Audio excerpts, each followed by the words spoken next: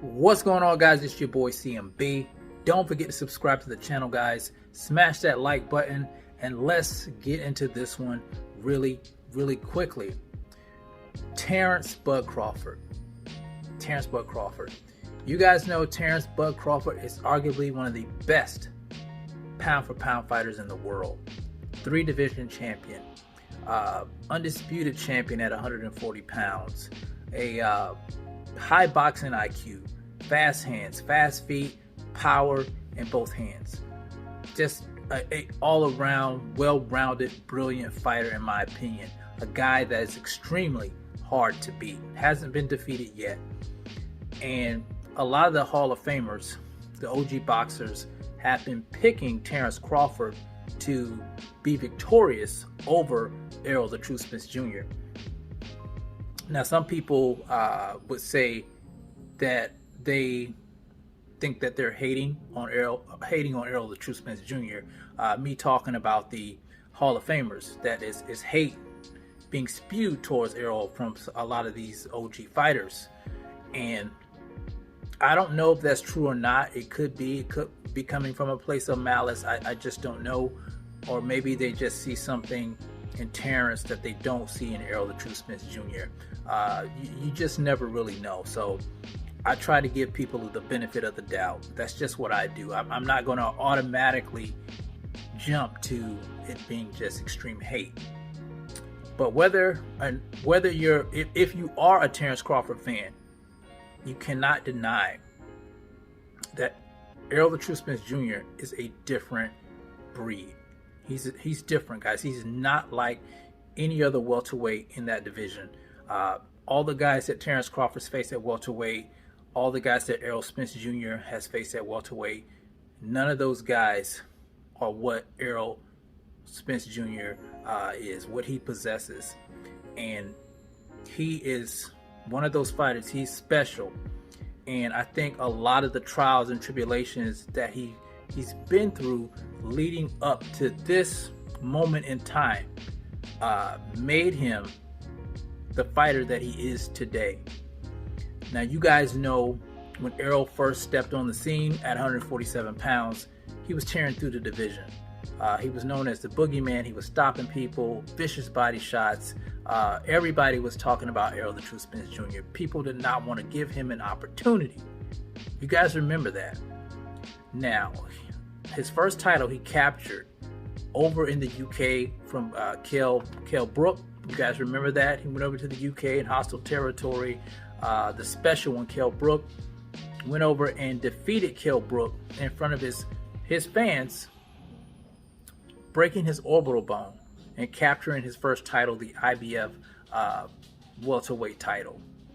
Now, something happened to Errol that happens to a lot of fighters once they taste success. Once he got that success, he starts slack on his discipline. And it happens to a lot of fighters. You know, he was enjoying the fruits of his labor, hanging out with his friends, drinking, doing whatnot, and not being as dedicated to his craft like he was before. Now, when he fought Mikey Garcia and Showtime Shawn Porter, he wasn't on his A game. He even admitted that himself. He wasn't doing the things that he should have been doing. And he still managed to defeat both of those guys, even not doing what he's supposed to do. So you know right there, that makes him special. Now, you guys know after he captured that title from Showtime Shawn Porter, the WBC title, he became a unified champion in the division.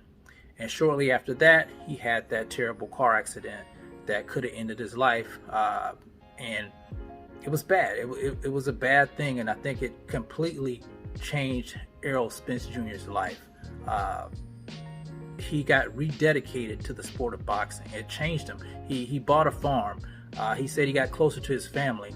He thought about what it would have been like if his daughters were left without a father, if he would have died in that accident. It was a lot of stuff I think he went through physically as well as mentally. And he got laser-like focused again. He got back on his nutrition. He hired a nutritionist. He got back on point with his strength and conditioning and just being locked in when it came to his craft. And that's made him an even better fighter than he was before the car accident. But before he won his first title, in my opinion, he was good then. But that made him even better fighter today, in my opinion, going through those trials and tribulations and making him realize what was most important in his life. And I'll say this, Terrence Bud Crawford, as good as he is, he's going to have his hands full with Errol the Truth Spence Jr. Like I said, he's different. He's a different type of fighter. Laser-like focus, even though I wouldn't say that, he has a lot of special effects. He's definitely fundamentally sound, and he's vicious, and he's relentless. And that's what Terrence Crawford's going to have to figure out, how to break that. Will he be able to do it? I don't know. A lot of people say they know. Some people claim that they know, but we don't know till it happens. And that's why it's a 50-50 fight, because both of these guys are special. They possess a unique skill set in their own rights. And this is a huge fight. The hardcore boxing fans as well as the casuals have been talking about this fight forever now. And we just might get it this year. Hopefully we do. I'm waiting on bated breath for this fight. But I just want to say that Errol the Truth Spence Jr. is a different breed of fighter. And Terrence Bud Crawford, as good as he is going to be in the fight of his life. Now, will he be able to pull it off? Possibly. Will Errol be able to pull it off? Possibly. We just won't know till it happens. And like I said, I'm just waiting to see what happens because this is going to be one damn good fight no matter what happens. But yeah, guys, that's all I wanted to say about that. You guys tell me what you think about Errol the Truth Spence Jr. and Terrence Bud Crawford. Do you think Errol's a different breed? Do you think Terrence Crawford has his number? I know, like I said, a lot of the OGs are saying that Terrence Bud Crawford is the man and that he's going to be able to defeat Errol the Truth Spence Jr. But you let me know what you guys think about in the comment section. It's the CMB. I'll talk to you guys in the next one. And I'm out. Peace.